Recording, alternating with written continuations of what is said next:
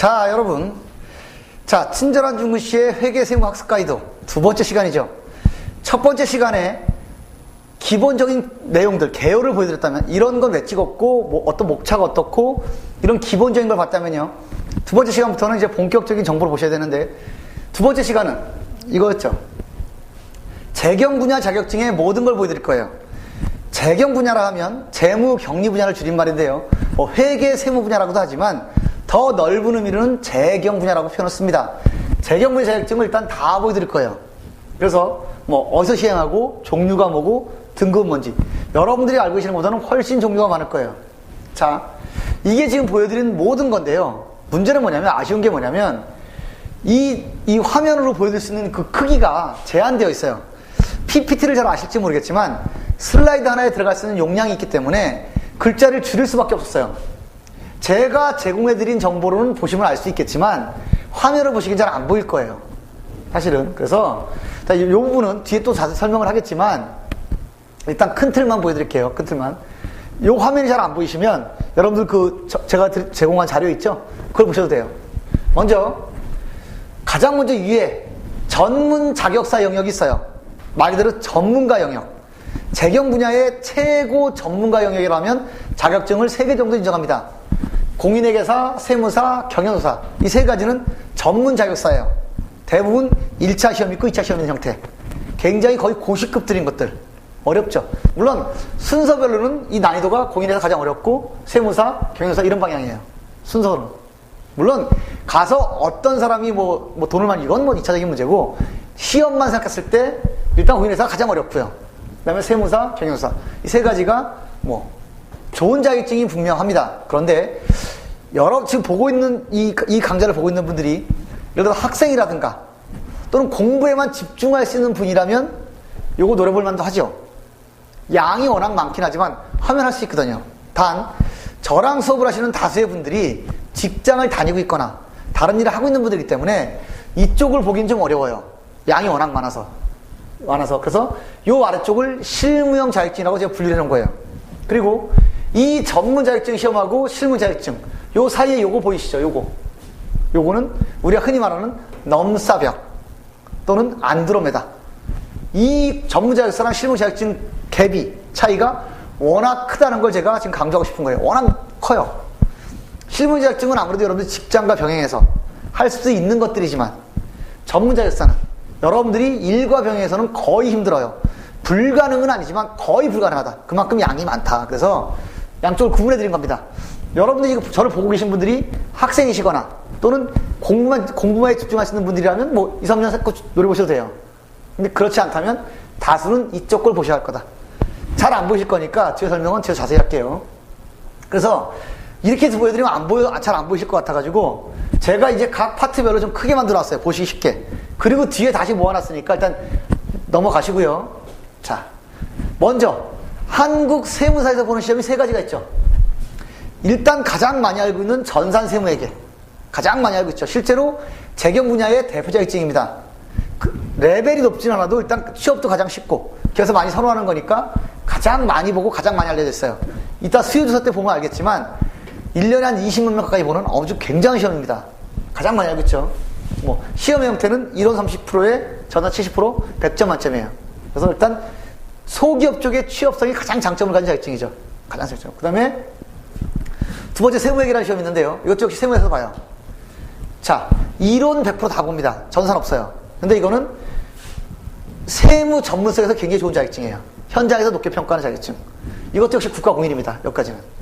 국가공인. 기업회계라는 건요, 회계 시험만 보는 거예요. 역시 이론 시험이에요. 그런데 기업회계 자격증은 사실 그 효용성이 많이 떨어졌어요. 현재 상태로는. 왜? 그것과 유사한 자격증이 나온 게 있거든요.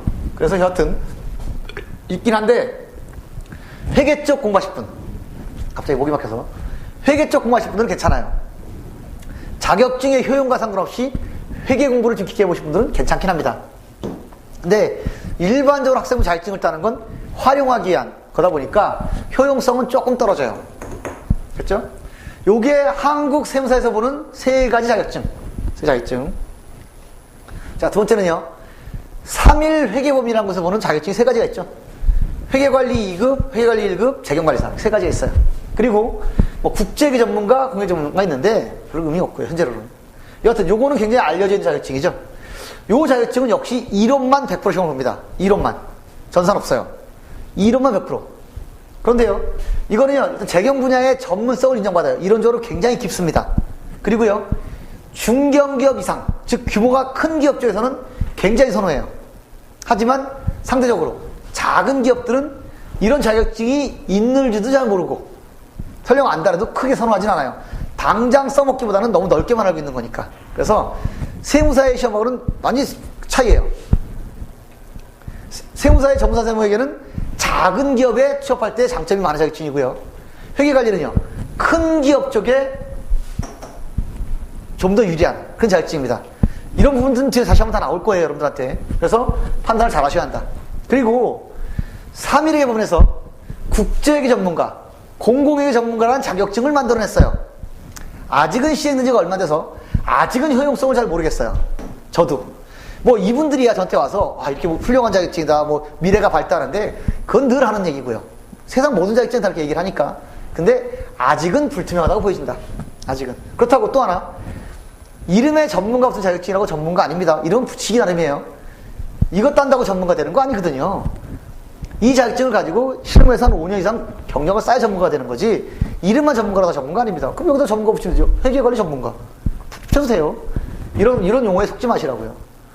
물론 나름 의미가 있는 자격증이지만 아직은 잘 모르는 것이다. 이런 건 뭐 아직 의미가 없고. 하지만 회계관리 2급, 1급 재경관리사는 굉장히 알려져 있고 많이 보는 자격증 중에 하나입니다. 굉장히 유명한 자격증이죠. 그래서 이거는 좀 더 큰 기업에서 선호하는, 만약에 여러분들이 뒤에 또 설명이 나오겠지만 만약에 경상계열을 전공하고 있고 뭐 학점도 넣어도 되고 또 어학도 정된다고 하면 괜찮은 자격증이에요. 이왕인 큰 기업이 되어는 좋으니까. 하지만 작은 기업에서는 별로 잘 알지도 못하고 알아주지도 않는다. 세 번째는요, 대한상공회의소 자격시험. 대한상공회에서 옛날에 부기를 대체하는 전산회계 운영사라는 자격증을 만들어냈죠. 상급, 2급, 1급. 됐나요? 그래서 요 시험은 독특하게 이론 플러스 실기가 아니고요, 1차에서 이론 시험을 붙어야만 2차를 볼 수 있어요. 그래서 화살 표시한 거예요. 이론 시험을 붙어야만 실기 시험을 볼 수가 있다라는 거. 시험 제도는 굉장히 좋아요. 단점은 뭐죠? 알려져 있지가 않다라는 거. 기업에도 학생들한테도. 전 이 자격증 아직 괜찮다고 봐요. 순수한 실력 쪽에서는. 또 실무적으로 써먹을 것도 많고요. 그런데 기업도 잘 모르니까 여기 무슨 자격증이야? 이러는 경우가 많다라는 거죠. 그게 지금 단점이에요. 일단 가장 좋은 건 뭐냐면 실무성이 있어요. 이 전산 프로그램이 현재 시장 점유율이 가장 높은 I+ 프로그램을 쓰고 있거든요. 그래서 실무적으로 굉장히 유용한 거긴 한데 처음에 취업할 때는 기업에서 이거 뭐야? 이런 자격증이 있었어? 이 정도니까 아무래도 좋은 효과를 거두긴 쉽지가 않죠. 그런 단점이 있습니다. 공인성. 전산 세무회계와 세무회계가 국가 인증 자격증이라면, 국가 공인 자격증이라면 전산의 운영사는 국가 기술 자격이에요. 국가 기술 자격이라고요. 어떤 차이가 있는 거냐면 국가 기술 자격은 국가에서 시행하는 시험이라고 생각하시면 돼요. 근데 국가 공인 자격증은 국가가 민간한테 위탁을 한 자격증이에요. 둘 다 뭐 좋은 자격증이긴 하지만 굳이 공인 정도를 따지면 기술 자격이 낫죠. 그래서 학점 인정받는 걸 보면 아무래도 세계운영사가 가장 높게 인정을 받습니다. 같은 등급이라도. 그런 속의 차원이 있어요. 굉장히 아쉬워하는 자격증이에요. 시스템도 좋고 다 좋은데 너무 사람들이 모르고 있다. 모르겠어도 잘 효용성이 떨어지는 그 자격증이란 말이죠. 실무성도 있어요. 프로그램이 워낙 많이 깔려있는 거니까. 단지 사람들이 더 모른다라는 거죠. 그런 아쉬움이 있고요. 요 기업 세무 실무는 역시 좀 불투명해요. 만든 지가 한 2년 됐는데요. 실무형 시험으로 만든 거라서 효용성이 있을 거라고 예측은 해요, 제가. 예측은 하는데 아직까지는 전혀 뭐 길을 못 피고 있어요. 아직까지는. 제가 볼 때는 나름 뭐 만든 시스템은 괜찮은데 워낙 몰라요. 모르면 뭐 할 거예요. 열심히 땄는데 갖다 주니까 뭐 이런 게 다 있어. 이럴 거니까. 그래서 아직은 좀 불투명하다. 이거는. 시스템은 괜찮아 보이는데. 자, 한국생산성공회에서 오는 시험 있죠. ERP. 그래서 원래 ERP는 2급, 1급 두 가지 등급밖에 없어요. 2급, 1급. 그런데 분야가 4개죠. 회계, 인사, 물류, 생산. 회계, 인사, 물류, 생산. 4가지예요. 4가지. 그래서 시험은요, 대략 1월 50%, 전산 50%예요. 딱 50%씩 딱 나와 있는 건 아닌데, 얼추 시험 문제를 보니까 50대 50이더라고요. 50대 50이더라고요. 그래서 시험 보는 거고요. 일단 ERP는 기업에 취업할 때 매우 유리합니다. 여러분들이 취업 사이트에 가서 경리 파트를 보면 ERP 가능자를 참 많이 뽑아요. 현재 기업들이 ERP를 많이 쓰고 있거든요. ERP라는 게 제가 볼 때는 미래의 모든 전산 프로그램은 ERP 형식으로 갈 거예요. 그만큼 효용성이 높거든요. 앞에서 배운 전산세무회계가, 전산회계 운영사나 전산세무회계가 회계 분야만 전산으로 자동화시켜 놓은 거라면 ERP는 쉽게 말해서 이 네 가지를 다 전산화시켜서 연동시켜 놓은 거거든요. 당연히 효용성이 올라갈 수밖에 없겠죠. 요거 하나만 전산화시켜 놓고 자동화시켜 놓은 거랑 네 개를 자동화시켜서 묶어 놓은 거랑 당연히 ERP가 현저하게 뛰어나겠죠. 그렇지 않겠어요? 근데 여태까지는 ERP를 많이 안 쓰게 된 이유가 너무 비싸요. 굉장히 비싸요. 이게 기계가 아니고 프로그램인데요. 연봉이 높은 프로그램들이 모여서 그 기업에 맞게 이 프로그램을 짜주는 거다 보니까 프로그램이 굉장히 비싸요. 제 친구가 크지도 않아요.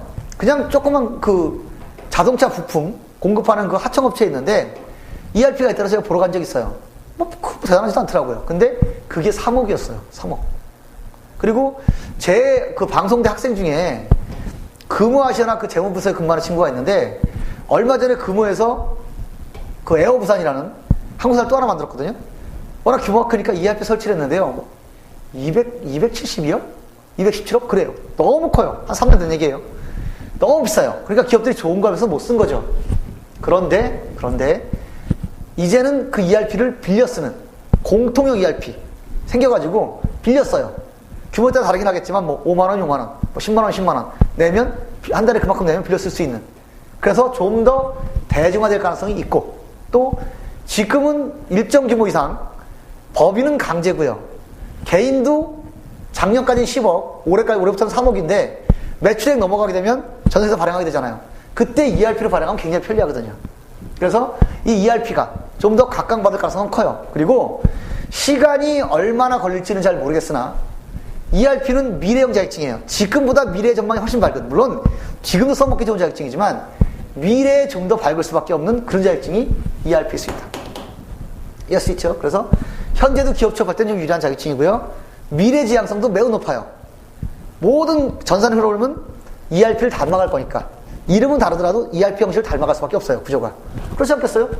요거 하나만 자동화 시켜놔도 굉장히 좋은데 이걸 다 자동화로 묶어놓으면 기업은 얼마나 편리하겠냐고요. 가격은 점점 떨어지고 있는데. 그래서 미래를 봤을 때는 굉장히 좋은 자격증이다. 이해하시죠? 그 유명한 교수님 아시나요? 유명한 교수님? 그분이 이쪽 전문가시죠? 독보적인 전문가시죠? ERP. 꽤 잘하시는데 요즘은 워낙 그 바쁘셔가지고 강의 못 하시는 것 같더라고요. 자, 들어보셨는지 모르겠는데 한국 CFO 협회, 이게 뭐죠? 최고 재무책임자죠. Chief Financial Officer니까 최고 재무책임자. 협회에서 보는 자격증이 두 가지가 있어요. IFRS 관리사, 기업장 관리사. 요즘은 기업장 관리사가 회계 영역이라고 보기 좀 어려웠어요. 옛날에는 시험의 절반이 회계였는데 요즘 시험에서는 회계를 거의 다 뺐기 때문에 글쎄 굳이 회계 분야로 봐야 될지는 잘 모르겠지만 뭐 궁금해하는 분들이 있으니까 제가 눈 거고요. 요거는 회계가 맞습니다. IFRS 뒤에서 한번 설명하겠지만 IFRS라는 건 국제회계 기준이거든요. 앞으로 모든 회계가 이거에 맞춰가기 맞겠지만 오랜 시간이 걸릴 거예요. 아직 우리나라에서는 IFRS 쓰는 그 기업들은 극히 일부예요. 상장법인이거나 금융기관. 아무리 많아야 2,000개가 안 넘어요. 법인이 대략 45만 개, 대략. 개인 사업자가 한 500만까지 보면 총 545만 기업 있다는 얘기잖아요. 대략. 그죠? 물론 규모는 천차만별이겠지만 그 중에 대략 이걸 반드시 써야 되는 곳은 한 2,000곳밖에 안 되다 보니까 아직까지는 많이 쓰이진 않는다. 극히 일부에서만 적합해요. 그러니까 예를 들어서 여러분들이 대학에서 상경계열, 뭐 경영, 경제, 뭐 회계, 무역 이런 걸 전공했고 어학 학점이 괜찮다면 그때는 이 자격증 괜찮아요. 큰 기업, 상장법인이나 금융기관은 IFRS를 강제로 쓰게 되어 있으니까. 하지만 그 한 2,000개를 뺀 나머지 법인들은, 나머지 개인 기업들은 아직까지는 일반 회계 기준을 쓰기 때문에 아직은 좀 미래형 자격증이다. 아직은 좀 그래요. 제가 이런 질문을 잘 많이 듣는데요, 현장에서. 그러면 제가 큰 기업에 취업을 할 건데요. 아까 보셨던 요 재경관리사가 난가요? 이거 IFRS가 난가요? 저한테 많이 물어봐요. 물론 요건 제 주관이 들어갈 수밖에 없는데, 제 주관이. 제가 볼 때는 차라리 재경관리사가 낫다고 봐요. 이것도 IFRS로 출제를 하거든요. 그러니까 어차피 IFRS 기반이기도 하고, 여기 세무에도 공부해야 되고. 그래서 저는 개인적으로 이쪽이 낫다고 봐요. IFRS가 훨씬 낫다고 보는데, 아직까지는. 3일의 부분에서 IFRS 관리사를 대응해서 만든 자격증이 요거거든요. 국제기 전문가. 근데 저는 국제기 전문가나 IFRS보다는 전 이쪽이 더 낫다고 보는 쪽이에요. 저는요. 아직까지는. 앞으로 몇 년 후에 될지 모르겠지만 현재까지는 재경관리사가 저는 낫다고 본다. 이왕이면. 그래서 요거는 좀 여러분들이 스펙이 아주 좋거나 당장 상장기업 또는 금융기관의 취업을 딱 할 수 있는 선이 된다고 하면 나름 괜찮은 자격증이지만 평범하게 일반 기업들에서는 아직까지는 좀 크게 인정받지 못하는 자격증이죠. 시험은 또 무지 어렵게 내고 있고요. 그래서 이런 게 있고요. 됐죠? 자, 이걸 다 모아는 게 요 그림이에요. 아까 처음에 나왔던 거죠. 그래서 잘 안 보이시겠지만 설명을 할게요. 잘 안 보이시겠지만 화면이 잘 안 보이시면 제가 드린 자료 보세요. 전문 자격사는 공인회계사와 세무사와 경영서가 있고, 요 부분은 워낙 공부할 양이 많으니까 여러분들이 직장인들이라면 하기 어려우실 것 같고요. 요것과 요거에 넘을 수 없는 벽, 굉장히 갭이 있는 실무형 자격증이 있다. 자격증은 한국세무사의 전산세무의 2급, 전산회계, 세무회계, 기업회계가 있고, 3일회계 부분에 회관리 2급, 회관리 1급, 재경관리사가 있고, 상공회사의 전산회계 운영사랑 기업세무실무라는 자격증이 있고, 생산성공부에 정보관리사가 있고, CF협회에 IFRS사 자금관리사가 있다. 그럼 종류만 해도 몇 개예요? 셋, 넷, 다섯, 여섯, 일곱, 8개잖아요. 그죠? 알려지지 않을 거 다 하면. 아까 여기서 빠졌잖아요. 국제기 전문가, 공공회계 전문가. 그리고 지금 알려지지 않아서 여기서 놓지는 않았지만 상공회에서 보는 AT라는 자격증도 있어요. 종류가 좋게 10개 넘는단 말이에요. 그렇죠? 다 일장일단 있습니다. 장단점이. 그리고 회계 분야 자격증으로 분류하기는 좀 어렵지만 그 외에 회계나 세법이 포함된 자격증이 있어요. 감정평가사나 주택관리사나 공인중개사 다 회계나 세법이 들어가는 자격증. 하지만 우리 영역이라고 보기는 좀 어려워서 빼놓은 거고요. 제가 다 모아서 보여드리고 싶었어요. 지금 화면은 잘 안 보이시겠지만 자료를 보시면 돼요. 자료로. 그래서 요거를 욕심은 다 보여드리고 싶었으나 글씨가 작아서 잘 안 보이니까 이런 쓰잘데기 없는 거 다 빼고, 그래도 현재 많이 쓰여지고 있는 효용성 있는 자격증만 모아서 좀 보일 수 있게 만들어 놓은 게 다음 화면이에요. 이번에는 모든 자격증이 아니라 주요 자격증 정리. 이건 보이시죠? 여기 있는 것들은 다 현재 많이 쓰이는 자격증입니다. 많이. 볼까요? 자, 한국세무사에서는 가장 유명한 게 뭐다? 전산회계, 전산세무회계, 전산회계, 전산세무. 급수는 항상 이렇게 내려오는 겁니다. 전산회계 2급이 가장 낮은 급수. 그 다음에 전산회계 1급, 전산세무 2급, 전산세무 1급. 이렇게 내려오는 거예요. 됐죠? 세무회계 3급, 2급, 1급. 회계관리 2급, 1급, 재경관리사. 요거 정말 착각들 많이 하세요. 여기는 1급이 따로 없어요. 그러니까 정확히 말하면 뭐냐면 3급, 2급, 1급 개념이에요. 3급, 2급, 1개념. 자꾸 학생들은 요 1급하고 요 1급이 같은 레벨로 보는데 그렇지 않습니다. 3급, 2급, 1급 레벨로 보시면 딱 맞아요. 레벨이. 그러니까 재경관리사는 쉽게 말하면 회관리 1급인 셈이에요. 딴 급수랑 맞추면. 그래서 레벨을 맞춰놓은 거예요. 학생들은 정말 혼동 많이 해요. 왜? 1급이니까.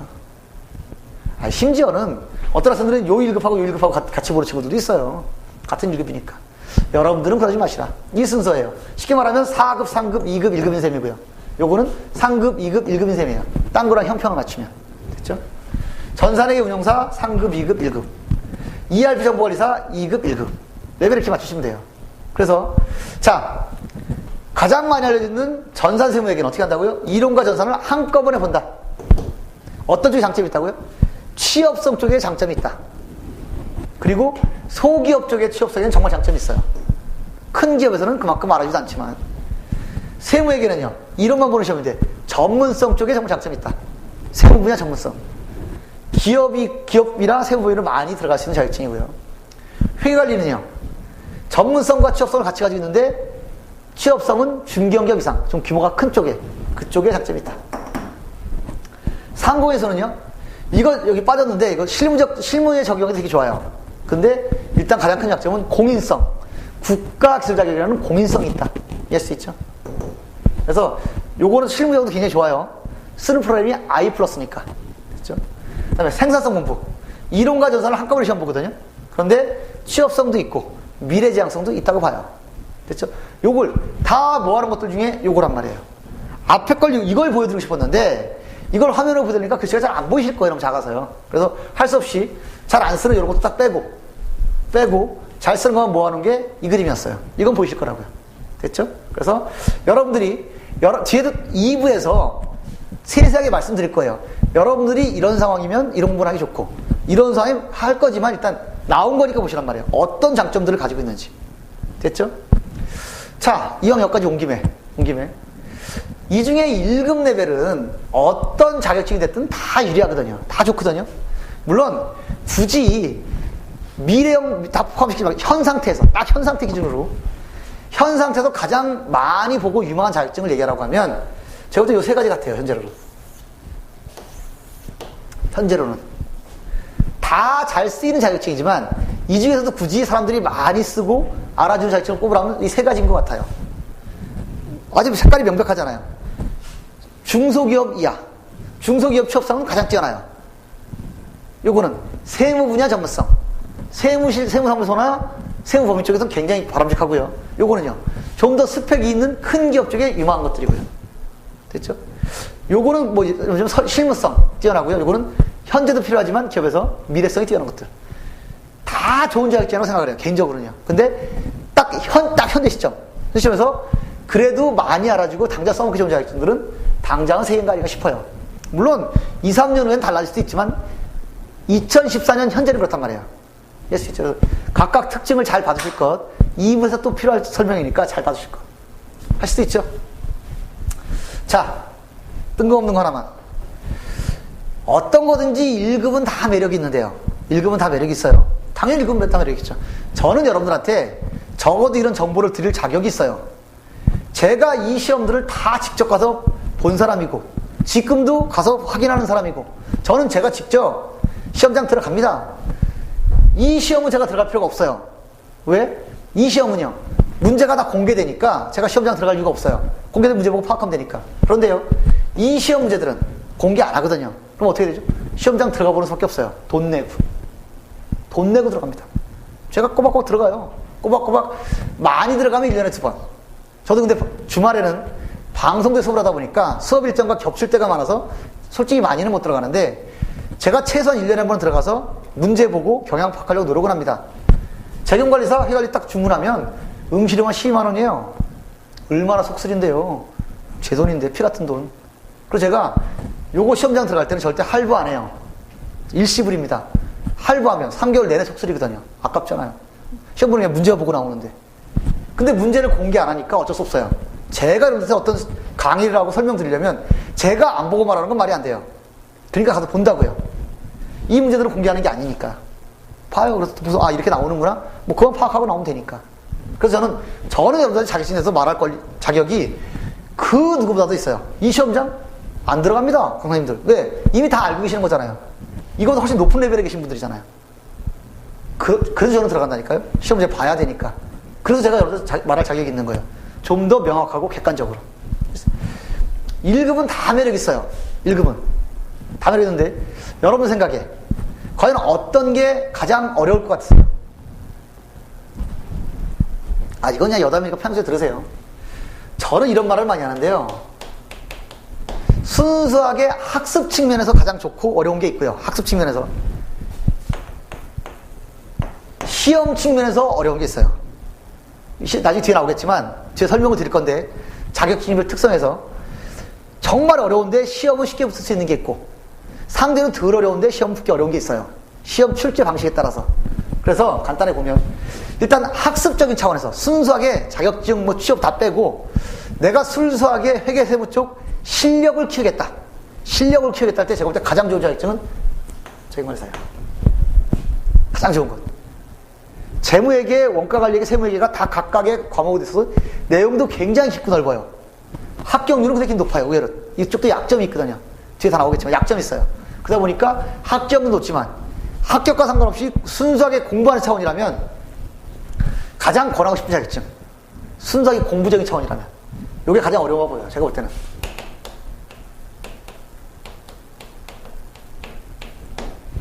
그리고요, 그 다음에 학습자료 좋은 게 제가 볼 때는 요게 아닐까 싶은데, 순수하게 학습적인 차원에서. 학습적인 차원에서.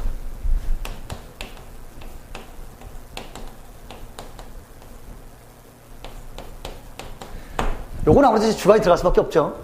하지만 이 주관은 대부분 맞을 거예요. 저는 관심 있는 게 학생들이 어떤 생각하고 있나, 뭐가 고민인가 굉장히 관심이 많은 사람이거든요. 정말 많이 얘기도 하고 밥도 같이 먹고 술도 많이 먹어요. 학생들하고. 아마 대한민국에 훌륭하신, 유능하신 강사님들 정말 많아요. 제가 존경하는 분들 많고. 근데 아마 이건 제가 1등일 거예요.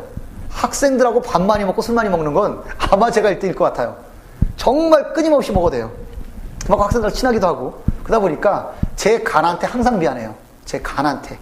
간을 혹사시키는 것 같아서. 그래서 요즘 제 목표가 제 간을 좀 청순하게 만드는 거. 그게 목표입니다. 너무 술을 먹어요. 한 달 30일이 막 20일, 22일을 먹으니까 저도 무서워 죽겠어요. 사실은. 그만큼 제가 학생들하고 얘기하는 거 좋아하고 그들 얘기를 듣는 걸 좋아해요. 그러다 보니까 판단이 되죠. 직접 들으니까. 자, 학습을 순수하게 내가 난 학습을 좀 실력을 키워놓고 싶다 할 때는 제가 볼 때 재경관리사가 가장 좋아요. 제 개인적으로 봤을 때. 이건 거의 맞을 거예요. 그리고 그 다음에 제가 세무얘기를 좀 권하고 싶어요. 2급이든 1급이든. 순수하게 학습적인 차원에서. 시험적인 차원에서요. 시험적인 차원에서. 학습 말고 시험적인 차원에서 가장 어려운 건 세무회계 1급이에요.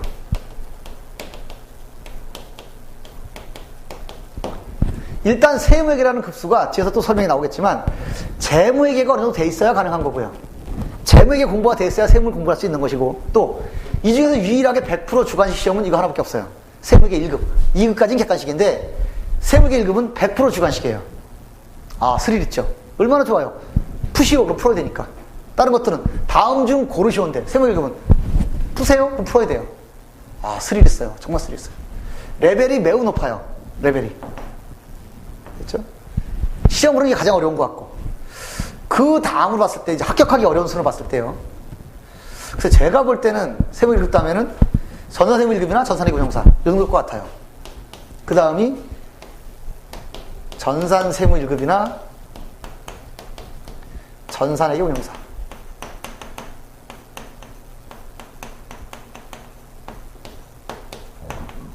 요 두 종류 정도 어려울 것 같아요. 둘 다 꽤 까다롭습니다. 전산세무 1급도 뭐 은근히 까탈스럽고요. 전산회계 운용사는 이론을 보고 전산을 봐야 되는데 이론 파트가 좀 어려워요. 이것도 좀 어려워요. 그래서 제가 볼 땐 두 개 정도가 레벨이 비슷할 것 같고요. 재경관리사는 정말 학습은 어려운데요. 시험은 의외로 상대로 쉽게 평가할 수도 있어요. 약점이 있거든요.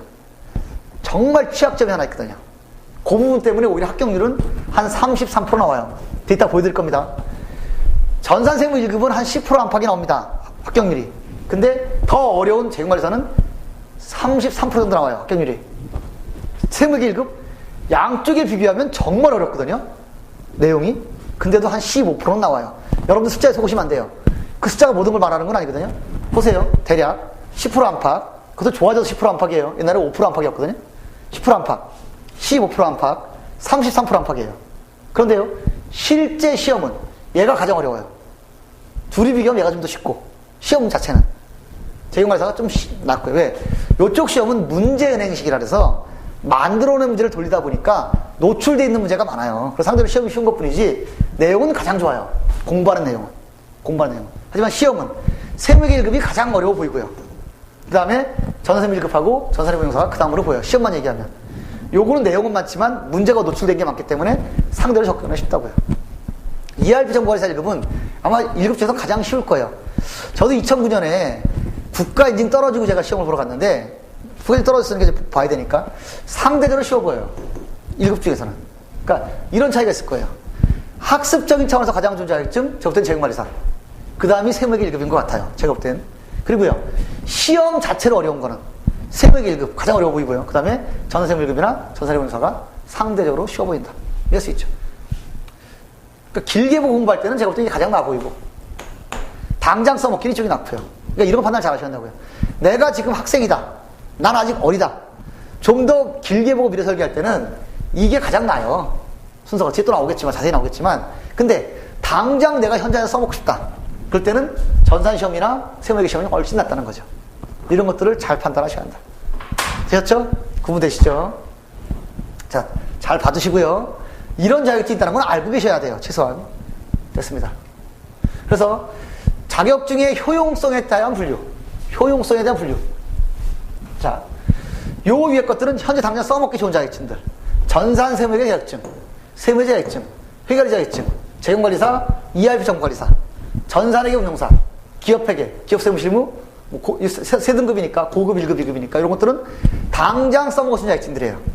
그 중에 가장 뛰어난 건 요거라고 말씀을 드렸죠. 어쨌거나 당장 써먹을 수 있는 자격증들. 실무적으로 써먹기 좋은 것들을 모아놓은 거고요. 미래형 자격증. IF 관리사는 미래에 좀 더 비전이 밝은 자격증이에요. 현재는 아직까지 별로고. ERP 정보관리사는 둘 다 들어가 있죠. 현재도 써먹을 만하지만 미래도 굉장히 밝은 자격증이에요. ERP는 저도 할 줄 알거든요. 근데 저는 그걸 강의를 안 해요. 그래서 제가 정확한 정보를 드리고 싶은 거라고요. 제가 전산 강의하니까, 전 전산하고 회계를 다 강의를 하니까요. 아, 이것만 최고입니다. 이것만 좋아요. 이건 좋은 방법이 아니란 말이에요. 있는 그대로한테는 보여주고 판단은 여러분들이 하셔야 한단 말이에요. 제 말 한마디가 경험돼서 여러분들 인생을 바꿀 수도 있어요. 그래서 공정하고 객관적인 정보를 줘야 한다고요. 제가 직접 ERP 정보를, 물론 앞으로는 시간 나면 하겠지만, 할 줄 아니까. 아직은 제가 강의를 안 하고 있거든요. 그래도 이 자격증은 좋은 자격증이에요. 물론, 아직까지는 가장 뛰어난 게 요 세 가지긴 하지만, 많이 쓰이는 자격증이기도 하고요. 또, 미래에 더 전망이 밝은 자격증이기도 하단 말이에요. 그래서 이거는 양쪽 다시 보는 거예요, 제가요. 그리고요, 요런 것들은 좀 더 두고 봐야 돼요. 아직까지는 뭐 어떻게 될지 잘 모르겠어요. 봐야 되는 거죠. 뭐 꿈이야 크지만 뭐 될지 안 될지는 가봐야 하는 거죠. 좀 지켜봐야 되고요. 그러니까 당장 써먹기는 요 자격증들. 좀 더 미래를 보고 준비할 때는 이런 자격증들. 괜찮습니다. 근데 요 자격증들도 사실은 대부분 미래에 그대로 갈 거예요. 회계 격리 분야는 갈 수밖에 없죠. 벌써 전산세무회계가 57회까지 시험을 봤거든요. 57회까지. 쭉 가잖아요. 회계세무 분야는 이 바람을 잘 안 타는 분야거든요. 쭉 갈 거긴 한데, 당장 당장은 아니지만 미래 바라볼 수 있는 게 두 가지라는 얘기를 하는 거예요. 그래서 잘 판단하실 것. 여러분들이 학생이거나 나이가 어리면, 뭐, 요쪽도 괜찮고, 요것도 같이 준비하면 더 좋아요. 이거 없이 이건 없어요. 당연히. 이게 있어야 이거 있는 거니까, 개념이. 그래서 하시고. 요런 것들은 아직은 전 모르겠다. 좀 더 봐야 알겠다. 이런 얘기예요. 하실 수 있죠? 구분 잘 하시고요. 자, 요거는요, 우리가 보는 시험들이 지금 회계 분야는 기준이 두 개예요. 쉽게 말하면 국가로 말하면 헌법이 두 개인 셈이에요. 회사로 말하면 정관이 두 개인 셈이에요. 복잡하죠? 하나가 기업회계준, 다른 하나가 IFRS, 국제기준이라는 거예요. 이게 딱 하나로 통일되어야 되는데 지금 과도기인지라 현재는 두 개입니다. 자, 상장법인이나 금융기관은요, 한국채택 국제기준을 쓰게 돼 있어요. KIFRS, 국제기준 중에 한국이 채택한 거 이 뜻이에요. 그 다음에 비상장법인이나 개인사업자는 일반 기업회 기준을 적용합니다. 두 가지가 있어요. 잊지 마셔야 돼요. 그에 따라서 사업자 수를 비교해보면 이게 2009년 기준인데요. 상장법인과 금융기관은 그 당시에 1778개밖에 안 됐어요. 지금도 큰 차이는 없을 거예요. 아마 2000개 안팎일 거예요. 그런데 비상장법인은 그 당시 시점으로 2009년 기준으로 41만 7,142개. 법인만. 이거는 개인사업자. 거의 540만이죠. 그러니까 아직까지 수요는 이쪽이 더 많은 편이에요. 아직까지 여러분들은 일반 기업 기준을 좀 더 많이 활용하시게 될 것이다. 확률적으로. 그래서 KIFRS 적용하는 건 큰 기업들을 상대로 하는 시행처들은 다 KIFRS 상대를 적용을 해요. KIFRS. 이거는 상장법인이나 상장법인이나 금융기관이니까 덩치가 크잖아요. 그런 거래처를 가진 시행처들은 다 KIFRS를 전제로 한다고요. 3일회계 법인. 다 큰 단체만 가지고 있잖아요. 큰 단체. 거기서 시간의 시험이 뭐다? 회계관리 시험이다. 회계관리 2급, 회계관리 1급, 재경관리사. 이해가시죠? 그 다음에 대한상공회의소. 가장 큰 경제단체 중에 하나잖아요. 여기 시험도 회원사들이 다 큰 기업들이다 보니까 전산회계 운용사도 IFRS를 전제로 시험을 본다고요. 그래서 이 두 가지는 IFRS 바탕으로 보는 거예요. 시험을요. 됐죠? 그러면요, 비상장법인은 대부분 작은 규모의 기업들을 회원사로 두고 있는 단체들. 한국 세무사에 되게 작은 세무사 사무실이 회원들이잖아요. 그러니까 아무래도 이쪽이 많단 말이에요. 그러니까 시험이 일반 기업회계 기준을 지도하는 거예요. 전세무회계, 기업회계, 세무회계. 됐죠? 또 한국생활정보부도 중소기업이죠. 대상들이. 그러니까 당연히 ERP정보에서도 아직까지는 일반 기업회계 기준이다. 미래에는 다 IFRS를 하겠지만 현재는 다 일반 기준이다. 일반 기업회계 기준. 그래서 아직까지는 이쪽에 수요가 많아요. 그렇다면 일반 기업 기준하고 IFRS하고 정말 큰 차이가 있느냐? 그렇진 않아요.